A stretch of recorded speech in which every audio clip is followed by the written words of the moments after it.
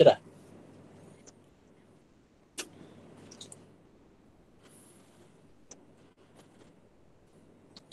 Okey, hari ni 10.5 kumpulan darah manusia. Kumpulan darah manusia. Ini pun sebenarnya tajuk yang continuity daripada subjek sains tingkatan 3. Kalau masih ingat lagi ya. Okey. Kumpulan darah manusia dan dia punya penjelasan dia khusus untuk kumpulan darah A, B, O. Bukan ABO bukan ABO, A, B, O. Iaitu kumpulan A, kumpulan darah B dan juga kumpulan darah O. A, B, O. Jadi tahukah anda apakah kumpulan darah anda? Semua tahu tak kumpulan darah ni? Masing-masing punya darah tahu tak? Syahri tahu awak kumpulan darah apa? Syahri? Darah O. Darah O, okey. Dan Yasir? Darah B. B. Alia?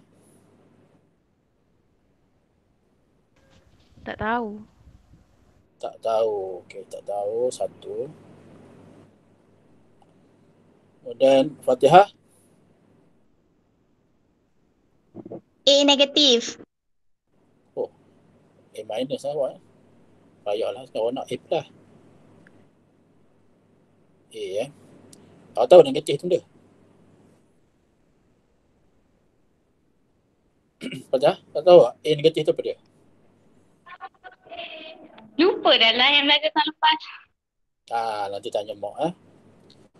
Okey, kemudian Tan Jai? Tak tahu. Tak tahu. 2. Ainul? Darah B. B. Okey. Mira?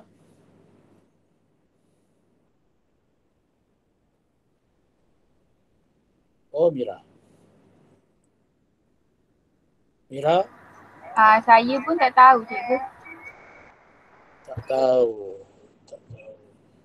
Raihana?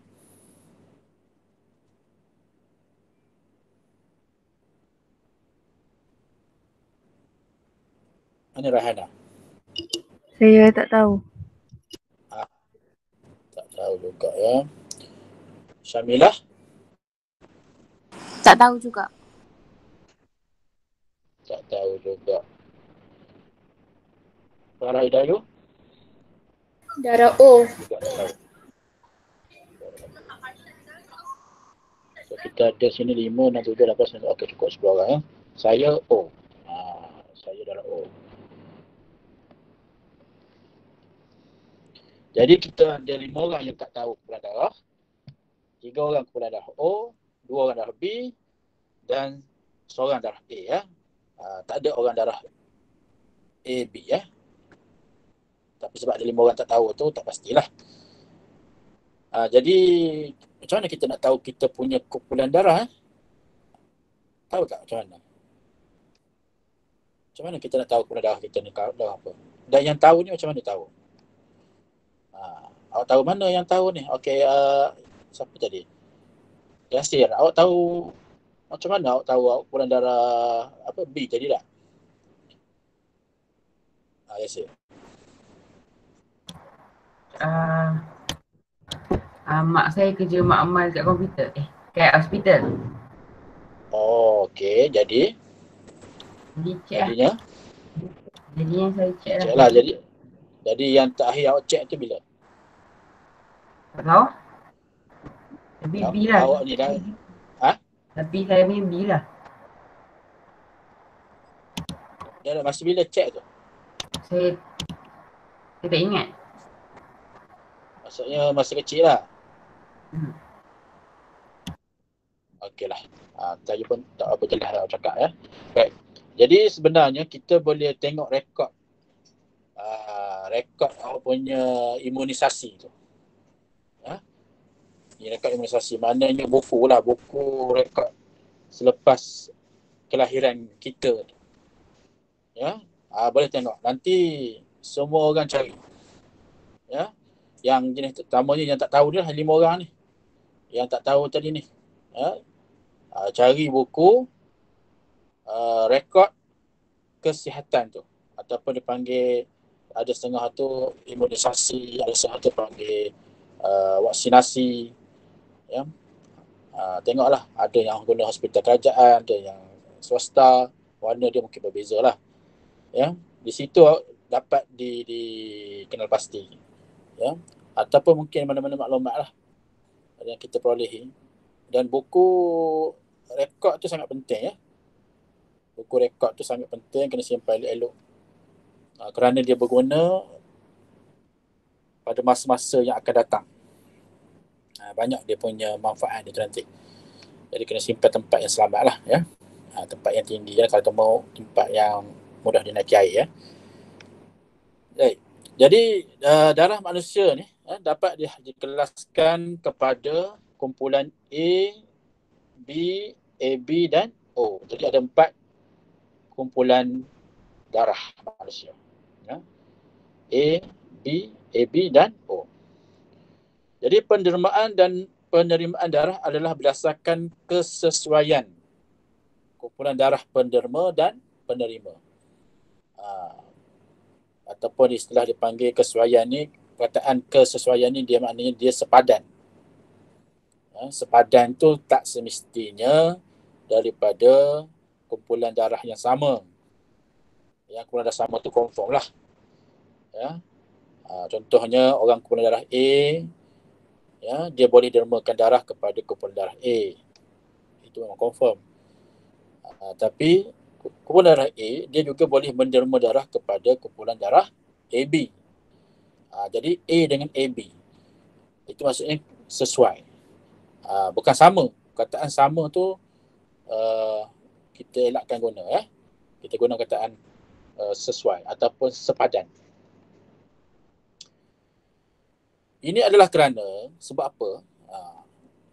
Penerima mempunyai antibody. Okay? Kita kena faham betul. Penerima mempunyai antibody dalam serum darah yang boleh bertindak terhadap antigen. Ada dua istilah situ. Antigen ni terdapat pada sel darah merah seorang penderma. Jadi dua istilah ni awak kena familiar, kena biasakan. Iaitu antibody dalam serum darah orang yang menerima darah dan antigen pada sel darah merah seorang penderma. Kalau kita sebagai seorang penderma, maka yang akan dibincangkan antigen dalam sel darah merah kita. Kemudian yang menerima darah tengok antibody dia. Antibody dalam serum darah. Bermaksud proses menderma dan menerima darah ni dia tidak boleh sembarangan. Tidak boleh sembarangan. Kena tengok kesesuaian. Seterusnya, pemindahan darah daripada seorang penderma kepada seorang penerima perlu mengambil kira jenis kumpulan darah penderma dan penerima. Jika darah kedua-dua penderma dan penerima ini tidak sepadan, digunakan istilah tidak sepadan, maka sel darah merah penerima akan mengalami, ini satu istilah dia, istilah khas, iaitu pengaglutinan. Pengaglutinan daripada perkataan bahasa Inggeris, agglutination. Agglutination. Ataupun dalam bahasa lain, maksudnya penggumpalan. Orang Pekan kata gumpal. Bergumpal. Jadi kita tengok jadual ni. Jadual ni sebenarnya dah biasa. Dah biasa kita tengok semula lah. Antigen dan antibody dalam kumpulan darah. Kita tengok jadual tu. Kita besarkan sikit. Kita tengok kumpulan darah A. Siapa kumpulan darah A tadi? Fatihah kan? Jadi kumpulan darah A, antigen pada sel darah merah dia mengandungi antigen A. Antigen A. Manakala antibody dalam serum darah dia ada anti-B. NTB. Okey. Artinya sebenarnya ada nantilah kita tengok bawah tu nanti tapi saya jelaskan kemudian. Kita tengok satu-satu dulu. Bagi kumpulan darah B, Yasir, kumpulan B mengandungi antigen B. Iaitu antigen pada sel darah merah lah. Disebut antigen dia pada sel darah merah. Disebut antibody dalam serum darah. Ada beza tu. Di mana orang kumpulan darah B mengandungi anti-A. Artinya antibody. Antibody. Anti di sini ialah yang singkatan ni ialah antibody lah. Di situ. Antibody. Jadi maknanya orang kumpulan darah B, dia ada antigen B dan dia ada antibody A. Orang kumpulan darah AB mengandungi antigen A dan antigen B. Antigen A dan juga antigen B. Tetapi tidak mempunyai antibody dalam serum darah dia. Dia tak ada antibody. Manakala yang keempat, kumpulan darah O, ni geng saya ni. Dia tiada antigen. Tiada antigen dalam sel darah merah dia. Tetapi dia mengandungi antibody A dan juga B. Antibody, anti-A dan anti-B. Kena faham jadual dulu. Jadual ni mesti awak hafal. Suka tak suka kena hafal. Kalau tak hafal yang tu masalah. Baik, kita nak fahamkan dari segi derma dan juga terima. Derma ataupun terima. Bagi kumpulan darah A, dia boleh menderma darah kepada kumpulan darah A dan AB sahaja. A dan AB sahaja. Manakala dia boleh menerima darah daripada A dan O. Kumpulan darah B boleh menderma darah kepada kumpulan darah B dan AB sahaja. Manakala dia boleh menerima darah daripada kumpulan darah B dan O saja. Bagi kumpulan darah AB, dia boleh menerima darah kepada kumpulan darah AB saja. Dia boleh derma pada geng dia je. Kumpulan AB je. Tetapi dia boleh menerima darah daripada kumpulan darah A, B, AB dan O. Dan kumpulan darah O pula, dia boleh menderma kepada semua kumpulan darah A, B, AB dan O, tetapi boleh menerima darah daripada kumpulan darah O sahaja. Sebab itu ada satu gelaran yang diberikan kepada kumpulan darah AB dan O ni. Tahu tak? Apakah gelaran yang diberikan kepada mereka yang berada dalam kumpulan darah AB? Siapa tahu? Cuba teka. Siapa nak jawab? Penerima universal kan? Bagus Fatihah. Penerima universal. Sebab apa dia dikenali sebagai penerima universal, Fatihah? Dia terima darah yang sama macam dia je. Kalau dia macam dia boleh ambil semua darah orang. Dia boleh ambil Dia boleh terima, dia boleh menerima darah daripada semua kumpulan darah. Macam tu. Proper sikit jawab tu, Fatihah. Awak sebagai bakal jurawat kena pastikan jawapan tu proper sikit. Nanti marah pesakit. Baik, yang O tu kenapa pula? Kenapa dia kenapa? Tak jawab lagi. Apa gelaran yang diberikan kepada kumpulan darah O ni pula? Kalau AB tadi penerima universal. Kalau O? Penderma universal. Okey, Syamilah bagus. Penderma universal. Sebab apa Syamilah dipanggil penderma universal? Sebab hanya darah O je yang boleh menderma semua darah kepada darah lain. Okey, maknanya dia boleh, kumpulan darah O dia boleh menderma kepada semua kumpulan darah yang ada, A, B dan O. Mana kalau kita guna bahasa mudahnya, AB ni dia kerekut lah. Dia kerekut. Sebab dia derma pada kumpulan darah dia saja, dia terima daripada semua. Ya. Manakala orang kumpulan darah O ni, dia ni dermawan. Dia derma pada semua. Tapi dia reda. Dia terima daripada kumpulan dia je. Sebab apa jadi gitu? Siapa tahu hikmah dia? Ini ada kaitan sikit dengan hikmah. Kenapa Allah menjadikan keadaan seperti itu?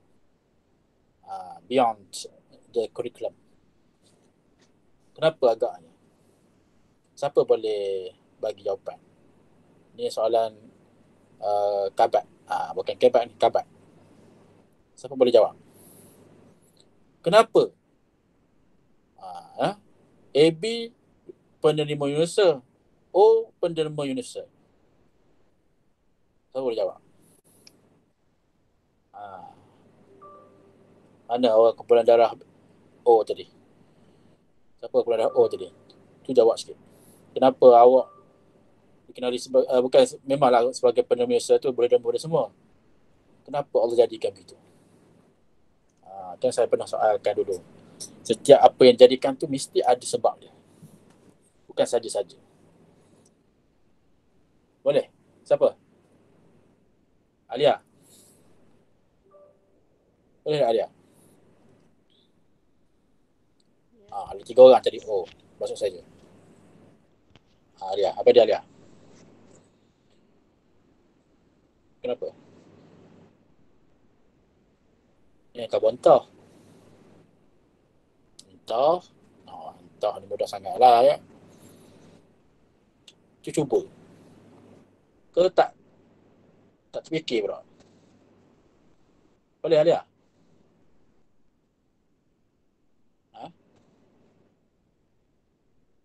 Syari? Apa Syari?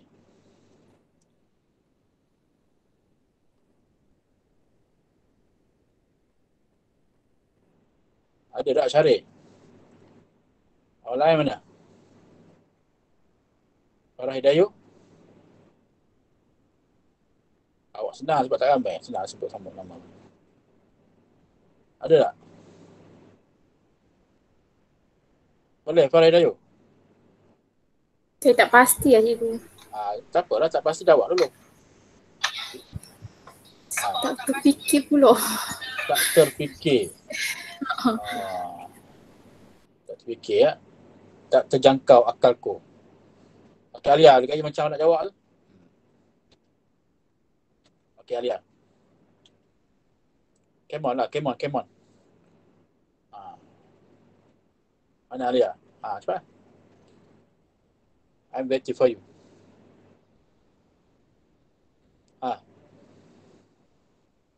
Jangan biarkan ku ternanti-nanti. Ada? Siapa boleh jawab ni saya belanja dia. Belanja top up. Tak ada? Tanjai?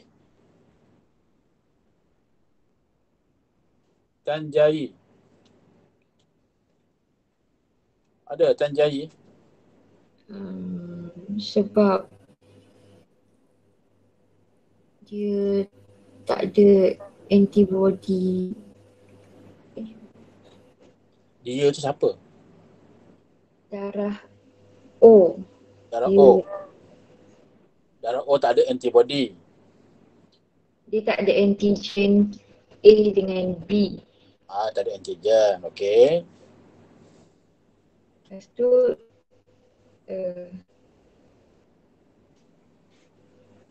dia ada anti A dengan anti B. Ya dah betul dah tu. Tapi jawapan tu memang ada dalam jawapan awak bagi tu ada dalam jadual tu kan. Tapi sebenarnya apa yang saya nak sebut, kenapa gelaran tu diberikan selain daripada kerana AB tu penerima UNISA, itu saya nak tahu tu. Dan O tu dikenali sebagai penerima UNISA yang saya sebut ni the beyond. lebih. Beyond the ceiling orang kata. Maksudnya sekarang ni, orang kumpulan darah AB dan juga O ni, dia special. Masing-masing ada kelebihan dan kekurangan masing-masing. Kalau kita tengok dari segi populasi manusia, populasi dan kuantiti, orang yang kumpulan darah O ni paling ramai dalam dunia. Pergilah mana-mana buat research, buat kajian, buat tinjauan. Ya. Jadi tak heranlah kerana dia hanya boleh terima daripada kumpulan darah O sahaja. Sebab dia ramai. Ramai orang kumpulan darah O ni. Dia tak bimbang. Ya. Orang darah AB pula, kuantiti yang kumpulan darah AB ni ataupun orang yang mempunyai kumpulan darah AB ni tak ramai. Bila dia tak ramai, maka diperlukan daripada semua kumpulan darah. Sebab dia tak ramai. Kita bayangkan seorang yang cedera lah, kemalangan lah kita kata. Dia kumpulan darah AB. Kan? Tiba-tiba katakan hanya kumpulan darah AB je boleh derma kepada dia. Sedangkan bilangan kita boleh kata bank darah lah, ataupun kita kata tabung darah tu di hospital tu untuk kumpulan darah AB ni sedikit. Jadi dengan adanya bantuan daripada kumpulan darah A atau B atau O, termasuk AB itu sendiri, dapat membantu menyelamatkan nyawa orang yang darah AB tadi. Kau faham tu? Sebab tu saya masukkan kejadian yang dijadikan AB, O, sebab kita tak nak, kita bukan kehendak kita nak darah A ke O ke AB ke O. Kita tak tahu. Mana kita genetically-nya kita dah mewarisi. Bagaimana mewarisi tu, nanti kita akan belajar dalam bab pewarisan. Ya, daripada mak ayah kita, kemudian macam mana kita boleh dapat darah, kemudian darah A ke, darah AB, darah O, darah apa tu? Darah B. A, B, AB dan O. Macam mana kita dapat tu? Itu kita akan belajar nanti. Dari segi pewarisan. Tetapi saya nak sebut sekarang ni ialah kenapa di sebalik penderma universal dan juga penerima universal tersebut. Ya. Kita tengok gambar sebelah. Kita nak gambarkan tentang istilah antibody dan antigen. Ya. Okey, kita tengok kumpulan darah A. Kita tengok kumpulan darah A. Jadi tadi saya sebut istilah antigen dan antibody. Antigen terdapat pada sel darah merah. Okey, ingat antibody terdapat dalam serum darah. Jadi orang kumpulan darah A, okey, kita tengok ni. Yang bulat merah ni sel darah merah lah. Ini sel darah merah ya, SDM. Saya tulis sebagai SDM, sel darah merah, ataupun nama lain dia dipanggil sebagai eritrosit. Eritrosit. Okey. Jadi dia mengandungi antigen A. Yang warna biru ni antigen A. Okey. Betul Okey, dalam masa sama dia mengandungi antibody anti-B. Tengok jadual. Okey. Dia mengandungi antibody anti-B dalam serum darah. Okey. Yang warna hijau ni digambarkan ni sebenarnya antibody anti-B. Apa maksud dia? Antibody anti-B.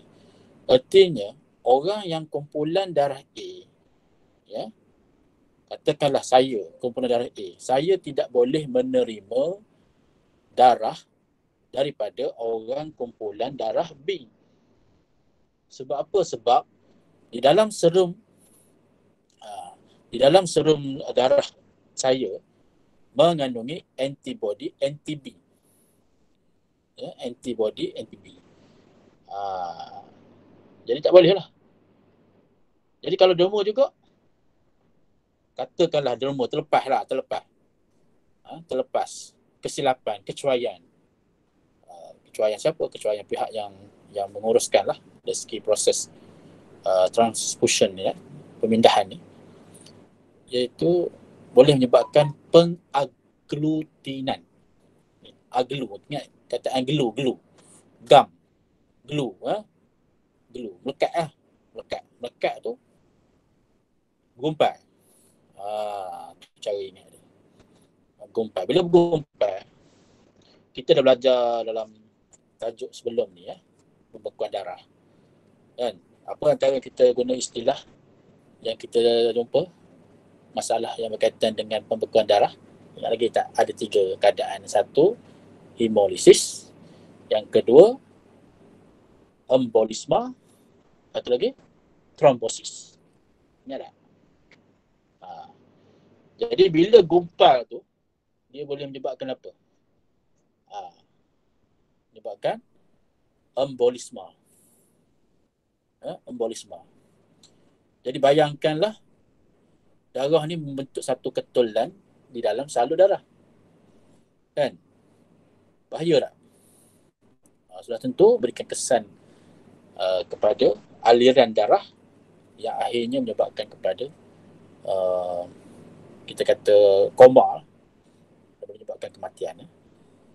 Sebab tu perkara berkaitan dengan pemindahan darah ni dia perlu dikendalikan oleh orang yang pakar. Orang-orang betul expert dalam bab ni. Kalau kita pindah kepada kumpulan darah B, begitu jugalah. Kumpulan darah B, okey, ni sel merah tadi, sama, ni sel merah. Dia mengandungi antigen B pada dia punya sel darah merah dia. Antigen B tu dia attach lah, dia melekat pada sel darah merah tu. Dalam masa yang sama dia mengandungi antibody anti-A. Antibody anti-A. Seperti mana saya jelaskan sama juga maknanya orang kumpulan darah A tidak boleh menderma kepada kumpulan darah B.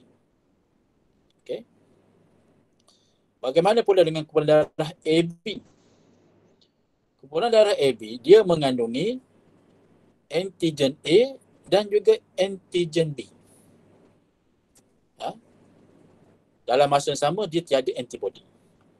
Sebab itu orang kumpulan darah AB dia boleh menderma darah kepada kumpulan dia saja dan boleh menerima daripada semua kumpulan darah termasuklah O. Sebab dia tiada antibody. Bila dia tak ada antibody, artinya bila orang derma darah kepada dia tidak ada, dia panggil istilahnya reaction, tidak balas. Dia tidak akan menggumpal. Sebab sebenarnya kalau kita nak bagi mudah faham, antigen dengan antibody ni dia seteru. Seteru ni maknanya dia musuh. Antigen dengan antibody ni seteru, musuh ketat. Jadi kalau misalnya katakanlah seseorang tu dia menderma darah. Menderma darah. Kes ni bukan kes yang AB lah. Katakan kes kumpulan darah awak, kumpulan darah B. Yang menerima kumpulan darah B, katakan yang masuk tu darah A. Jadi darah B ni yang mengandungi antigen B dan juga antibody anti-A ni, dia akan menganggap darah merah, iaitu darah merah yang daripada kumpulan darah A itu sebagai musuh. Bila musuh, kerja dia nak apuhkan lah. Dia nak kira musuh ni mesti musnahkan. Bila musnahkan, jadi tu timbulnya istilah agglutination tadi ataupun pengaglutinan ataupun penggumpalan. Gumpal tu akan menghasilkan satu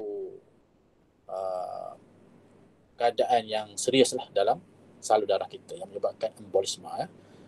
Kalau dialirkan menjadi trombosis. Okey. Bagi kumpulan darah O. O. Jadi kumpulan darah O ni sel darah merah dia tiada antigen. Dia tiada antigen. Tadi dia tiada antigen. Tapi dia mengandungi antibody anti-A dan anti-B. Okey. Dia mengandungi antibody anti-A dan anti-B dalam punya serum darah dia. Sebab itu dia boleh menderma kepada semua kumpulan darah. Ya, tapi boleh menerima daripada kumpulan darah dia sahaja. Faktornya kerana tadi saya sebut kerana tadi faktor tu lah. Selain daripada kerana faktor antigen, antibody itu, kerana kuantiti itu sendiri ya. Ada soalan tak setakat ni? Boleh faham tak? Tentang pendermaan dan penerimaan darah.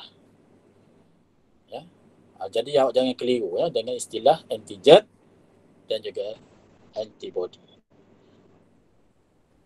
Tak ada soalan? Kalau ada, kita pindah kepada perbincangan faktor resus. Ya, inilah istilah yang untuk positif ataupun negatif. Fatihah ya. Ini awak dengar betul Fatihah. Tadi awak sebut awak kumpulan darah A negatif. Negatif tu apa? Negatif tu ialah resus. Resus negatif. Awak kalau resus negatif ni panjang sikit cerita dia.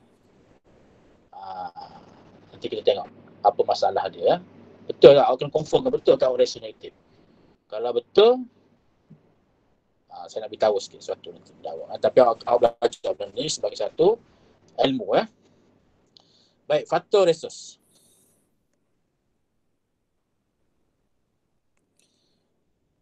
Sejenis antigen lain yang terdapat pada permukaan sel darah merah ialah faktor resus. Ataupun ditulis sebagai faktor R besar H kecil. Itu nama singkatan dia. Jadi sel darah merah individu yang mengandungi resus ataupun antigen D. Dipanggil antigen D ya. Kali dipanggil antigen A, antigen B. Tapi untuk resus kita tulis sebagai antigen D.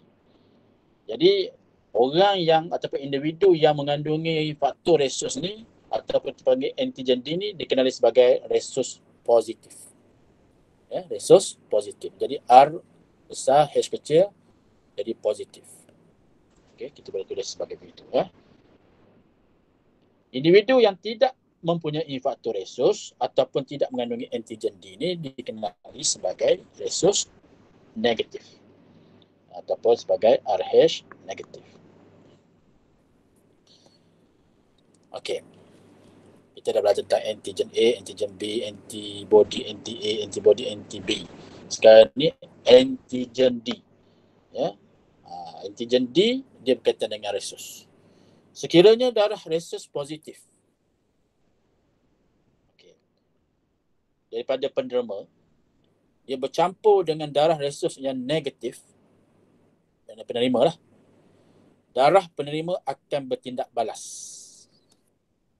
dengan menghasilkan antibody resus. Ini dari kumpulan yang sama ni, kumpulan darah yang sama.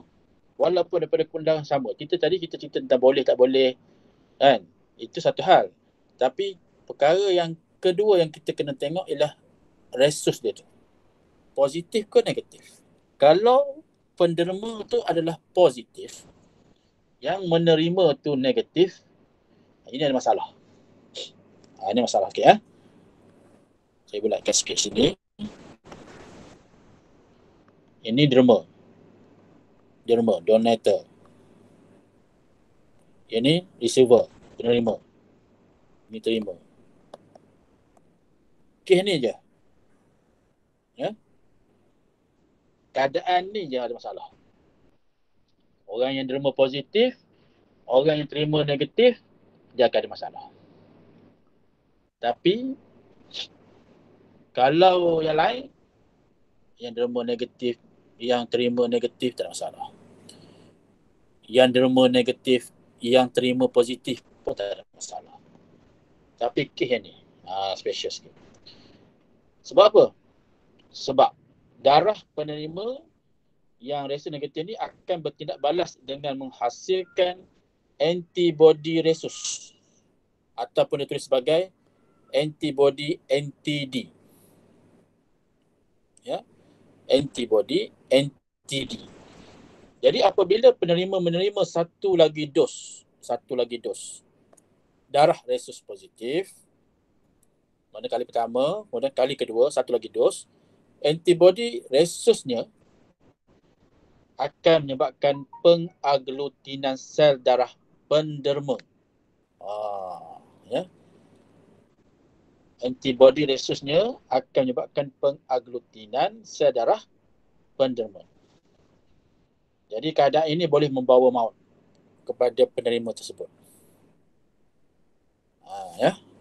Ini kena tengok tulisan ni. Ini selalu ditanya. Selalu ditanya dalam exam. Nanti saya bagi soalan dia. Kalau tak faham juga, kita baca beberapa kali, kemudian kita buat satu macam satu grafik lah, ya, grafik yang mudah dipahami. Tapi kita tengok penerangan pada muka set sebelah, ya. Kita tengok penerangan dia.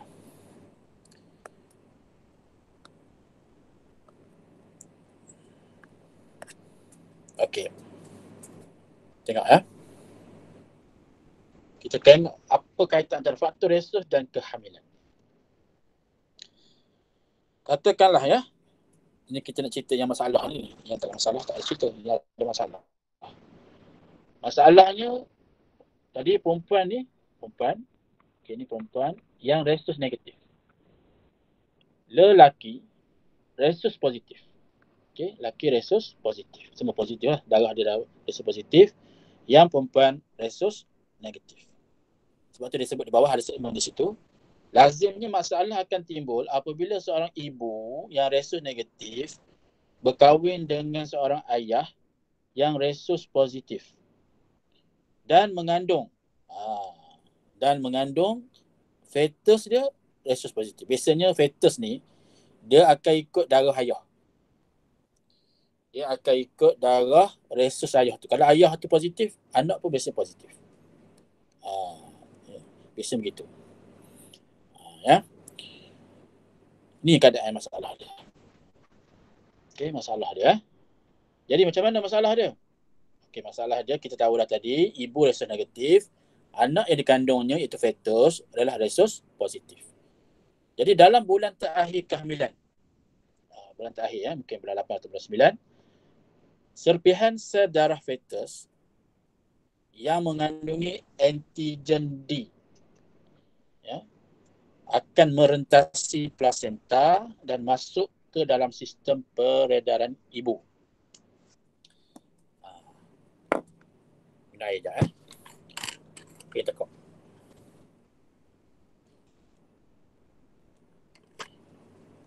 Cerita bab darah ni makin tekuk. Macam takut gaya, ya. Okay, ulang semula, ya. Dalam bulan terakhir kehamilan, serpihan sel darah fetus yang mengandungi antigen D. Sebab apa dia antigen D? Sebab dia resus positif. Okey, sebab dia resus positif, dia ada antigen D. Dia tu ialah darah tu lah. Darah fetus tu akan merentasi plasenta. Mana plasenta? Ni plasenta. Ni plasenta, ya. Ini semua plasenta ni. Plasenta dia. Okay, dia akan merentasi plasenta dan masuk ke dalam sistem peredaran darah ibu. Jadi bila masuk ke dalam sistem peredaran darah ibu, apa yang berlaku? Akibatnya sel darah putih yang terdapat dalam darah ibu ni akan bertindak balas dengan menghasilkan antibody anti-D. Tadi kita dah sebut orang yang darah resus negatif ni dia akan menghasilkan antibody anti-D. Ya. Antibody anti-D ni dihasilkan oleh sel darah putih, ya. Yang kemudiannya mengalir kembali melalui plasenta ke dalam sistem peredaran darah fetus. Dia akan kembali melalui plasenta. Jadi apa yang dia buat? Antibody tersebut boleh memusnahkan sel darah merah bayi yang resus positif sebelum atau sejurus selepas kelahiran. Okey. Digambarkan dengan grafik yang ketiga ni, yang ni. Namun begitu, ada pengecualian dia sikit, ya. Ini berita yang menggembirakan. Namun begitu, kepekatan antibody yang terhasil tidak mencukupi. Tak cukup banyak lagi ya. Untuk beri kesan kepada anak yang pertama. Anak yang pertama selamat. Akan tetapi, antibody anti-D akan berkekalan dalam sistem peredaran darah ibu. Ialah sebab dia resus negatif. Ibu tu resus negatif. Jadi, sepanjang hayat dia lah dia mengandungi antibody anti-D. Bahkan makin meningkat. Ya, semakin meningkat. Jadi masalahnya macam mana? Masalah timbul jika anak kedua yang juga merupakan resus positif. Ialah sebab anak kedua daripada ayah yang sama. Ayah adalah resus positif. Jadi anak pun resus positif lah. Dia ikut. Ya. Jadi masalah yang timbul ni bila anak yang kedua dan yang seterusnya. Anak ketiga, keempat, seterusnya lah. Antibody anti-D yang telah sedia ada dalam darah ibu ni akan merentasi plasenta dan memusnahkan sel darah merah fetus, itu anak yang kedua tu. Jadi gejala penyakit ini ya, keadaan di mana sel darah ibu yang mengandungi antibody anti-D ni memusnahkan sel darah merah fetus ni dikenali sebagai erythroblastosis fetalis. Okey, ini nama dia. Daripada erythro iaitu eritrosit, sel darah merah, blastosis pecah ataupun musnah, blastosis. Blast tu maksudnya macam meletup lah, pecah. Fetalis tu fetus ya. Jadi keadaan ni berikan impak yang besar kepada fetus lah hingga fetus yang kedua ni akan mati jika tidak diganti dengan darah resus negatif. Fetus tu yang resus positif tu dia perlu digantikan dengan resus negatif melalui proses pemindahan darah. Ya, pemindahan darah. Dalam keadaan yang tidak serius, bayi mungkin mengidap anemia. Paling tidak pun anemia. Penyakit juga. Tapi keadaan tak serius tadi menyebabkan kematian kepada bayi. Yang ni anemia. Anemia ni melibatkan dari segi struktur sel darah merah bayi tu. Dia tidak sempurna. Ya. Dia jadi kecil. Saiz dia tu pun tidak normal dan menyebabkan masalah kecacatan akal. Nak sebut berbalik lidah. Kecacatan akal. Ya. Tapi jangan bimbang. Ada dia punya berita gembira dia. Berita gembira dia apa dia? Walau bagaimanapun kini sekarang dengan teknologi, dengan perkembangan dunia perubatan, masalah yang dikatakan tadi, masalah erythroblastosis fetalis ni boleh diatasi. Ya. Dengan cara macam mana? Dengan merawat ibu berkenaan. Mana ibu ni dia kena sokmo lah pergi ke hospital untuk mendapatkan dia panggil globulin anti-resus. Ya. Selepas kehamilan pertama.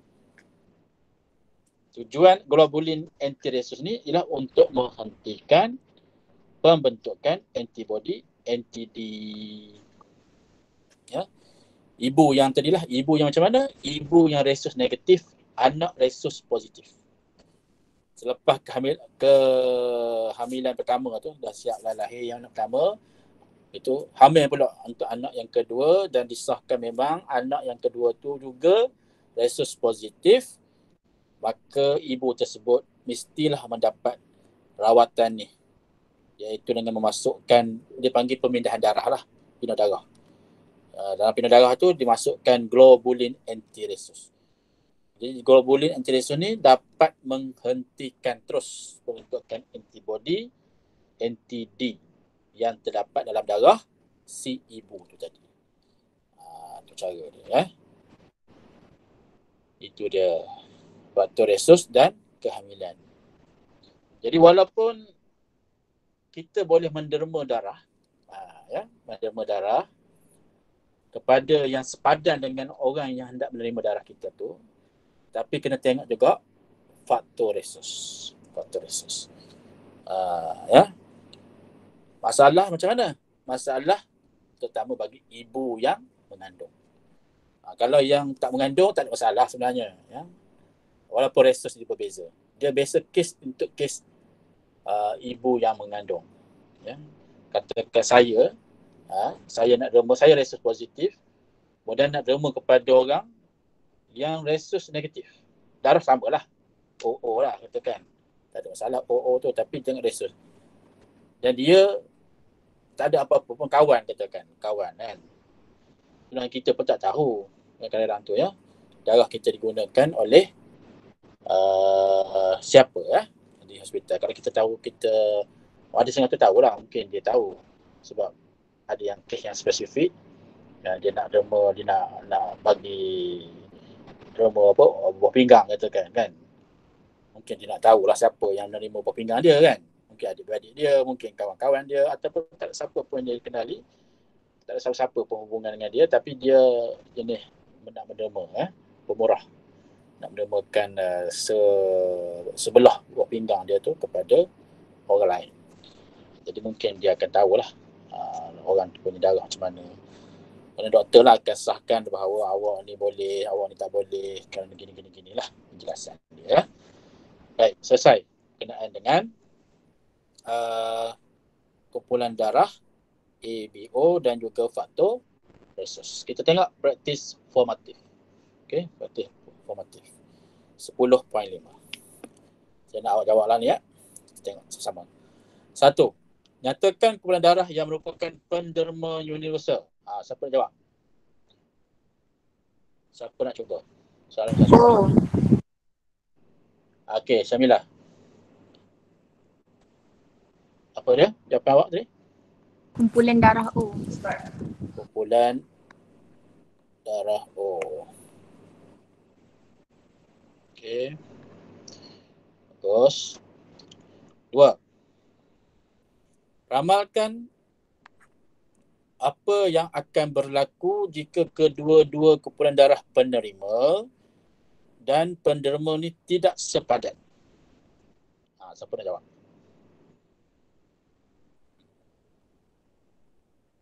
Mengalami penglutinan. Okey, Fatihah.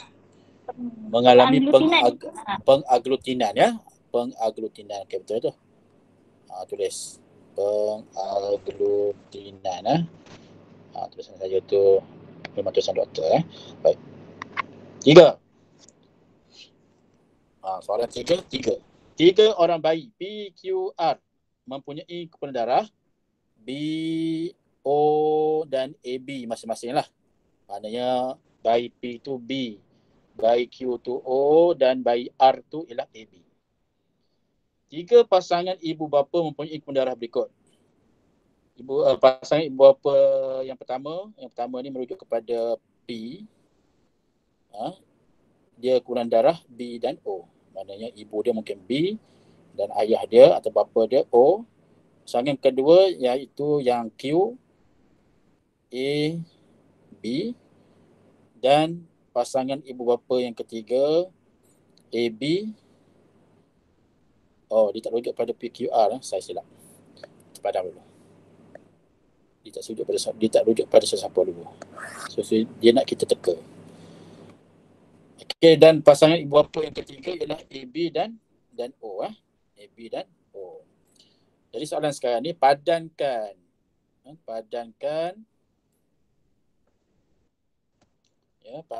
bayi kepada pasangan ibu bapa yang betul. Okey, jadi maknanya yang ni P ke, yang ni Q ke, ini R, kita kena cari, ya.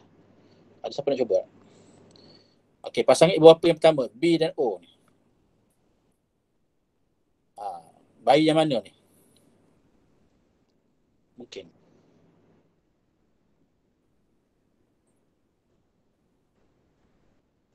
Faham tak? Kena buat ni.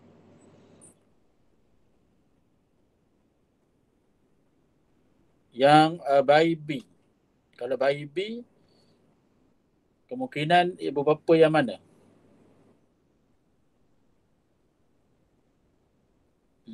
Boleh? Boleh tak? Boleh tak cuba? Siapa nak cuba? Pasangan ibu bapa pertama. Macam ni Alia? Ibu bapa yang pertama yang ni, yang ni. Ini yang P ya? P, okey. Yang ni, kedua ni? Yang kedua bayi dia O. Kedua tu R. Yang kedua tu R. Okey. Yang ketiga Q. Q. Semua orang setuju ke? Semua orang setuju? Okey, siapa nak jawab ni? Macam mana awak buat? Macam mana awak dapat tu? Alia, macam mana awak kata apa tu? Pasangan ibu bapa yang Bukan ke yang Q tu patutnya dekat Alia, awak tak setuju lah ni. Awak P tak dan O. setuju. Yang mana awak tak setuju? Q dengan P tu terbalik kan? Patutnya Q R P. QRP. Bukan P R Q. Okey. Apa kita ada dua pendapat yang berbeza. QRP ya. Saya tulis dulu. QRP. Oh, yang ni. Yang QPR. QPR. Oh, Syahri kata QPR. QPR. So ada 3 jawapan lah ni. PRQ, QRP, QPR. Ada yang sama tak? Yang samanya ada 2 orang yang sama, yang jawab sama, iaitu Q untuk BO dan juga yang kedua tu ya, sama, itu R ni. Okey, sebenarnya kalau kita nak tahu, kita kena buat sedikit, ada sikit dia punya homework dia. Homework dia. Tapi ni dah tinggi dah sikit arah dia. Tapi itulah. Tak apalah, saya tunjukkan juga lah ya. Kita akan gunakan ini sebagai panduan ya. Saya akan gunakan note ya. Okey, cuba kita record balik ya. Ada pertama ya.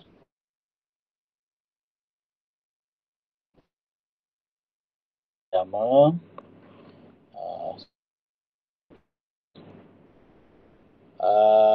B dan O. B dan O. B dan O.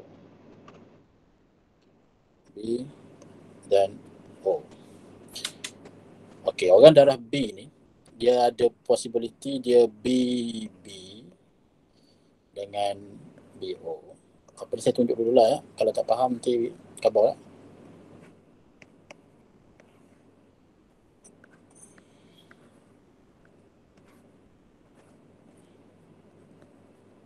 Okey, possibility yang pertama untuk pasangan yang pertama ni, anak dia kumpulan darah B. Okey, itu kalau dia BB dengan OO. Tapi kalau dia BO dengan O, sebab orang O ni dia punya allele dia OO dah keluar dah perkataan allele tu.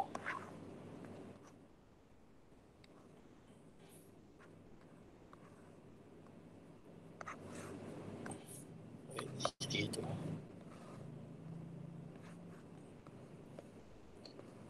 Okey.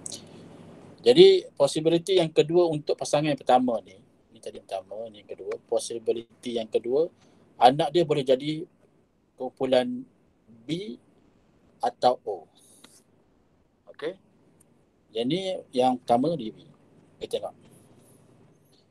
B atau O So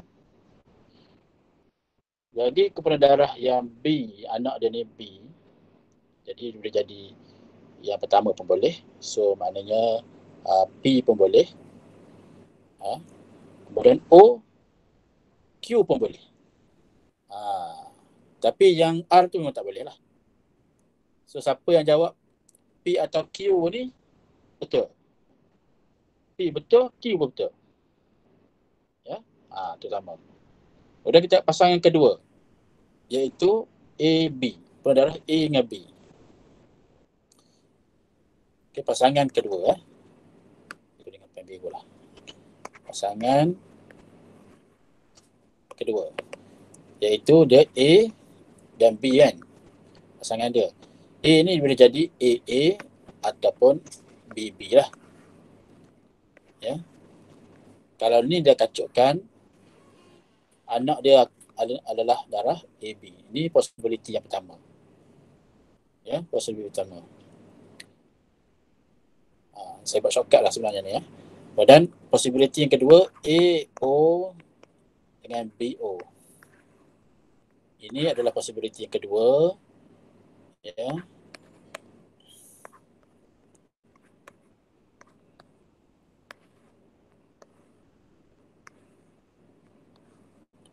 Dikacukkan anak dia ada kemungkinan darah AB, ataupun anak dia itu darah O, ataupun anak dia itu darah B, ataupun anak dia darah O. Boleh jadi. Jadi maknanya, kalau kita balik pada yang tadi,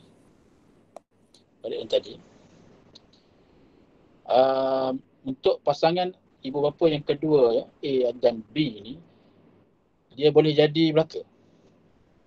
Ya.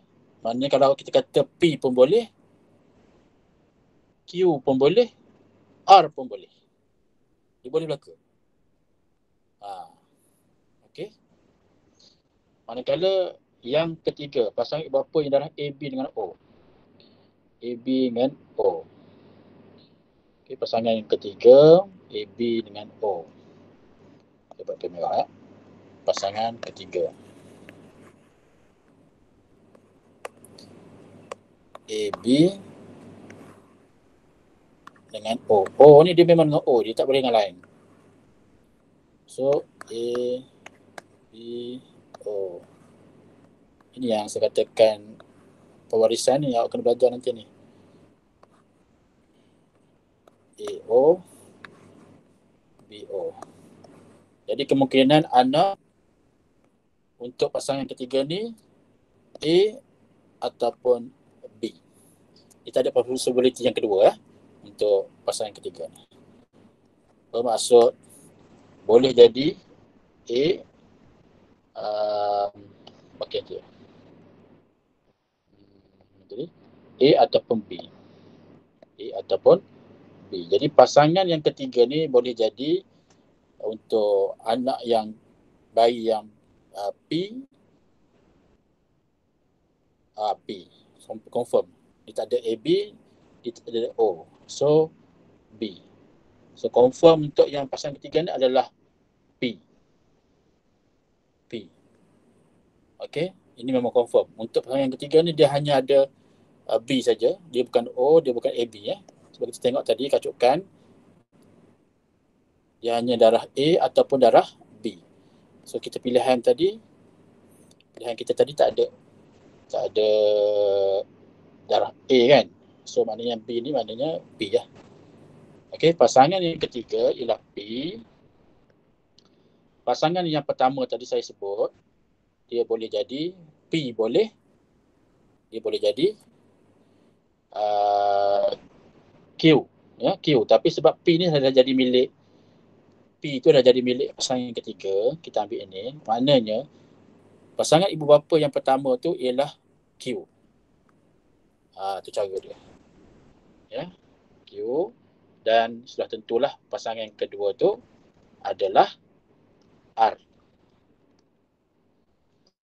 Jadi siapa jawab betul? QRP. Siapa yang pilih QRP betul? Okey, QRP. Okey, ada muskil? Pening sikit tak? Saya akan share yang ni ya. Saya share yang ni. Nanti saya share. Okey, saya share kepada awak nanti ya.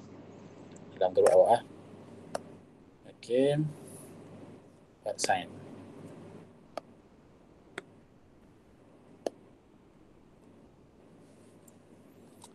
Okey. Yelah, dia kena ada ilmu sikit. Ilmu untuk buat kacukan. Kacukan. Tapi sebenarnya mungkin pernah belajar agaknya. Saya pun tak pasti. Boleh faham tak? Kita tengok soalan nombor 4. Seorang lelaki. Besok nak kahwin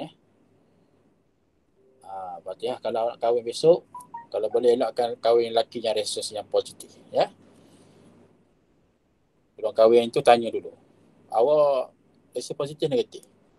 Saya positif. Positif putus kata. Ya. Boleh tak gitu? Kalau awak sanggup lah. Ya.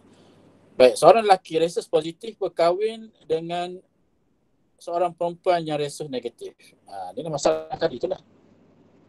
Anak pertama resus positif, hidup. Tetapi anak kedua yang juga resus positif, meninggal dunia. Terangkan mengapa. Ini soalan esei ni. Tak esei pun betul panjang lah. Siapa nak terangkan? Siapa yang sudi? Sudi menerangkan. Ada tak? Yang terakhir ni sebelum kita dismiss. Ada siapa nak terangkan? Ada? Adakah? Adakah tak ada? Adakah tak ada? Fatihah, awak boleh terangkan Fatihah sebagai orang yang resus negatif ni? Boleh awak terangkan? Dia start dalam bulan terakhir kehamilan. Serpihan sedara fetus dia akan merentasi plasenta dan masuk ke dalam sistem peredaran darah ibu.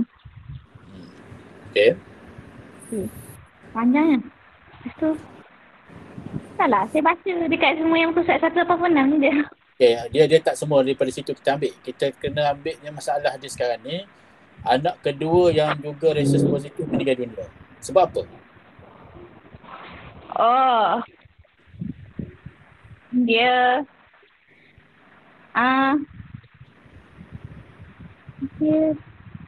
Okey, kita bayangkan apa yang sekarang ni dalam darah ibu mengandungi dia resus negatif, dia mengandungi antigen apa? Antibody anti apa? Itu yang menyebabkan tu. Start dari situ. Menghasilkan antibody anti-D dan kemudiannya mengalih kembali. Panjang kan nak buat ayat Atau perlu bantuan? Siapa nak bantu Fatihah? Ada? Syamilah nak bantu ke? Orang cik perlu? Anti-resus.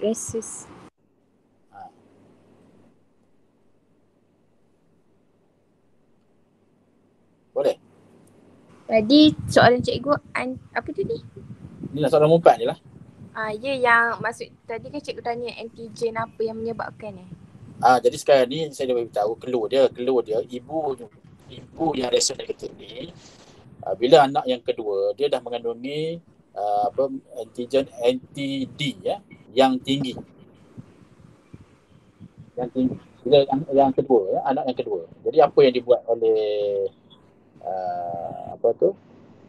antigen anti-D tu terhadap darah fetus ataupun darah anak yang kedua tu?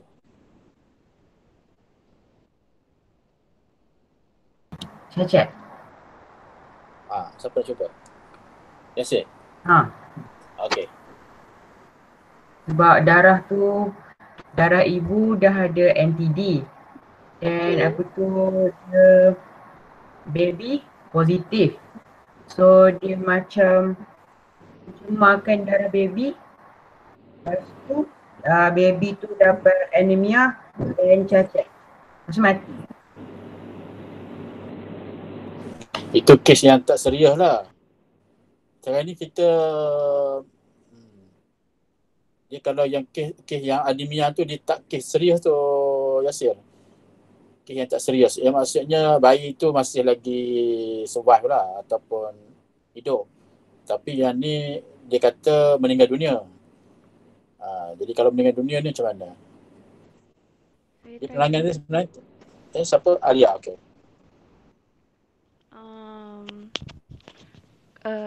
daripada darah ibu dia dalam darah ibu dia ada antibody NTD. Okey. So dia akan melintasi, darah tu akan melintasi plasenta dan akan memusnahkan sel darah merah fetus. Okey. So dia akan ada penyakit erythroblastosis fetalis. Jadi itulah puncanya mengapa anak yang kedua tu yang juga resus positif meninggal dunia. Kita kena kaitkan dengan aras antibody yang darah ibu yang resus negatif tu, dia mengandungi antibody NTD yang tinggi.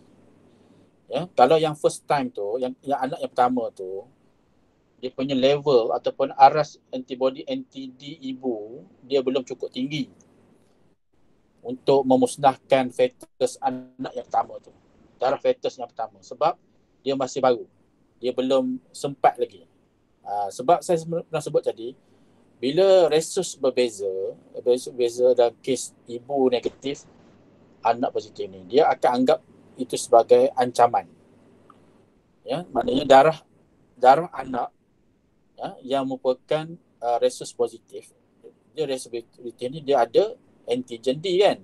Dia ada antigen D. Yang darah ibu dia mengandungi antibody NTD. Jadi benda tu dia musuh.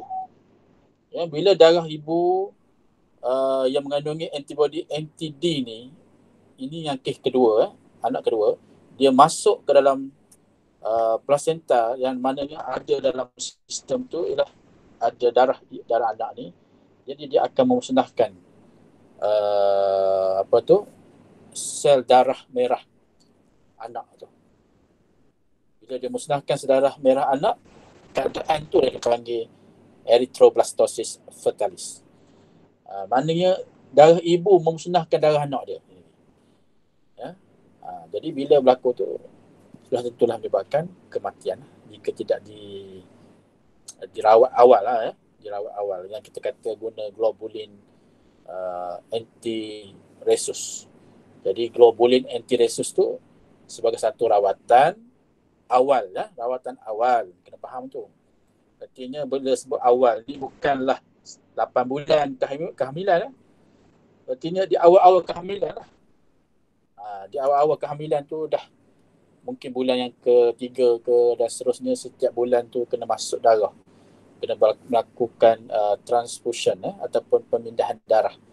Pemindahan darah yang mengandungi darah yang positif resusnya. Supaya neutralize, supaya ia dapat menghentikan pembentukan antibody NTD dalam darah ibu tersebut. Bila dia hentikan pembentukan antibody NTD dalam darah ibu, maka darah ibu tidak akan menyerang lah, tidak akan attack darah anak tu. Sebab anak ni dia macam mana pun dia akan ikut darah ayah. Ayah positif, anak tak kira lah yang keberapa pun, anak kedua, ketiga, keempat dan seterusnya akan positif. Ibu yang negatif lah.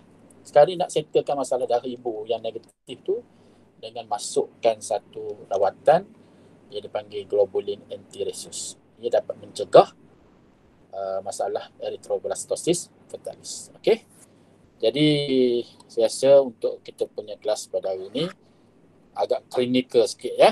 Agak klinikal dan memang sesuai lah siapa yang berminat bidang perubatan ni mengkaji dengan lebih dalam berkaitan dengan darah ya. Masalah dengan darah ni.